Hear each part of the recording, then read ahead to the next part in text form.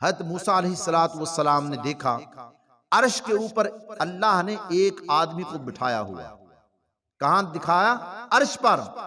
موسیٰ علیہ السلام اللہ سے ہم کلام ہوتی، یا اللہ یہ تیرا بڑا پیارا بندہ ہے، اس کو تو نے عرش پر بٹھایا ہوا ہے، اس کو عرش پر جگہ دی ہے، یہ آدمی یہاں کیسے پہنچا ہے؟ تو اللہ رب العزت نے فرمایا میرے کلیم اس میں 3 خصلتیں ہیں. کتنی خصلتیں ہیں؟ 3. اس میں میرے بندے میں 3 خصلتیں ہیں اور وہ مجھے پسند آئی ہیں، اس کی برکت سے میں نے اس کو عرش پر بٹھایا ہوا ہے.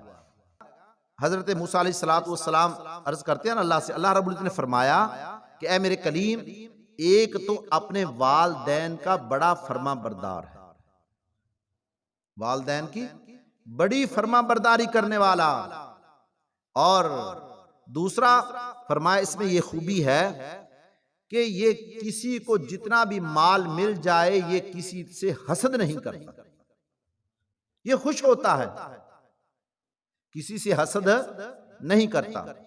2 خوبیاں ہو گئی. اور تیسری خوبی اللہ نے فرمایا میرے کلیم اس بندے میں تیسری خوبی یہ ہے یہ کسی کی چغلی نہیں کرتا، غیبت نہیں کرتا.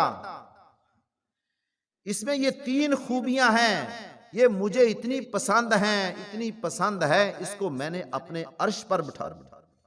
تو ہمیں بھی چاہیے کہ ان خوبیوں کو پیدا کریں، اپنے اندر ان خوبیوں کو لائیں، کوئی کسی کی غیبت نہ کریں.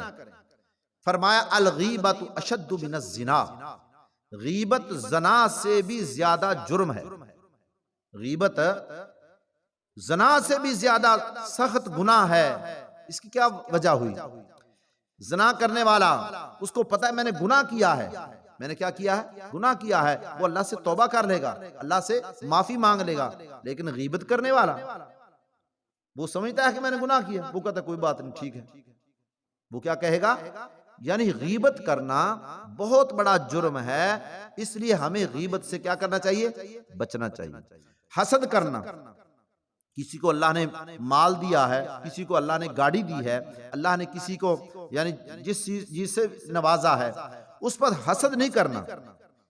حسد کرنے والا وہ خود جلتا ہے کہ اس کو اللہ نے یہ کیوں دے دیا ہے، لیکن حسد کرنے والا اللہ کو ناپسند ہے.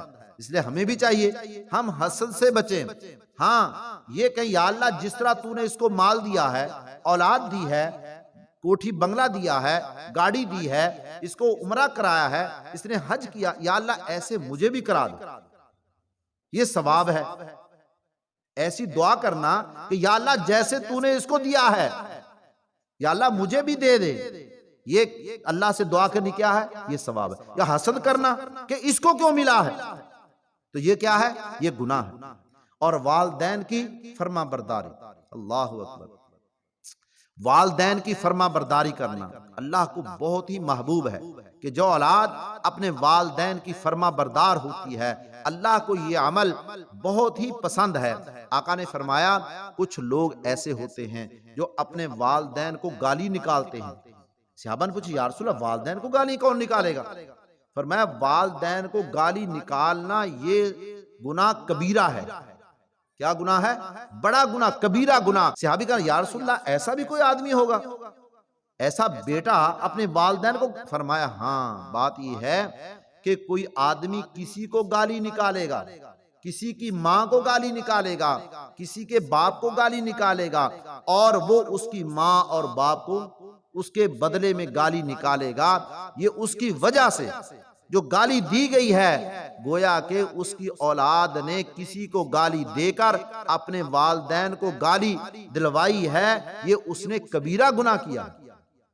اس نے کیا کیا ہے؟ کبیرہ گناہ. اور کبیرہ گناہ جو ہے نا وہ توبہ کے بغیر معاف نہیں ہوتا. کبیرہ گناہ توبہ کے بغیر معاف نہیں ہوتا. اس لیے یہ 3 کام یعنی حسد نہیں کرنا چاہیے، غیبت نہیں کسی کی کرنی چاہیے، اور والدین کی نافرمانی سے بچنا چاہیے. جن کے والدین دنیا میں موجود ہیں وہ کیا کریں؟ ان کی فرما برداری کریں. اور جن کے والدین اس دنیا فانی کو چھوڑ کر چل بسے ہیں وہ کیا کریں؟ وہ اللہ سے دعا کریں رب ارحمہما کما ربیانی صغیرا. ان کے لیے ایصال ثواب کریں۔ پیارے پیغمبر صلی اللہ علیہ وسلم نے فرمایا کہ جو اولاد ان کے والدین اگر اس اولاد سے ناراض چلے گئے دنیا میں، صحابی رسول پوچھیں یا رسول اللہ پھر وہ راضی ہو سکتے ہیں؟ فرمایا ہاں، اس کا طریقہ بھی ہے۔ پیارے پیغمبر صلی اللہ علیہ وسلم نے فرمایا کہ جس کے والدین اس سے ناراض اس دنیا سے چلے جائیں، آقا نے فرمایا ان کو راضی کرنے کا یہ طریقہ ہے، ان کی اولاد ان کے لیے ایصال ثواب کرے، ان کے لیے کیا کرے؟ ایصال ثواب کرتی رہے، ان کو پڑھ کے بخشتی رہے اور ان کے لیے صدقہ خیرات کرتی رہے۔ اور جب وہ اولاد صدقہ خیرات کرے گی نا اپنے والدین کے لیے، ان کو جو ہے سکون ملے گا اور وہ اپنے اولاد پر کیا ہو جائیں گے؟ راضی ہو جائیں گے، اپنی اولاد پر راضی ہو جائیں گے۔ تو اس لیے یہ مختصر سی زندگی ہے، یہ قلیل زندگی ہے، مرنے کے بعد آنے والی زندگی عبدالآباد زندگی ہے، نہ ختم ہونے والی زندگی ہے۔ یہ اللہ نے ہمیں یہ تھوڑی سی جو زندگی دی ہے نا، ایک مرتبہ آدمی پڑھتا ہے سبحان اللہ الحمدللہ اللہ اکبر، فرمایا ایک مرتبہ سبحان اللہ پڑھنے سے جنت کے اندر اتنا میوے دار درخت لگتا ہے، اتنا بڑا کہ 100 سال تک عربی نسل کا گھوڑا تیز گھوڑا دوڑتا رہے، اس کا سایہ ختم نہیں ہوگا۔ جب جنتی جنت میں چلے جائیں گے اس وقت بھی ایک افسوس رہے گا، اور جنتی جنت میں جانے کے بعد صحابی رسول کہ یا رسول اللہ صلی اللہ علیہ وسلم جب جنت میں چلے گئے پھر کیا افسوس ہوگا؟ فرمایا اس وقت یہ افسوس ہوگا کہ ہمارے پاس کتنا دنیا میں وقت تھا، ہم ایک مرتبہ سبحان اللہ پڑھتے، ایک مرتبہ الحمدللہ پڑھتے، ایک دفعہ اللہ اکبر پڑھتے، اتنا بڑا اجر ہمیں ملتا۔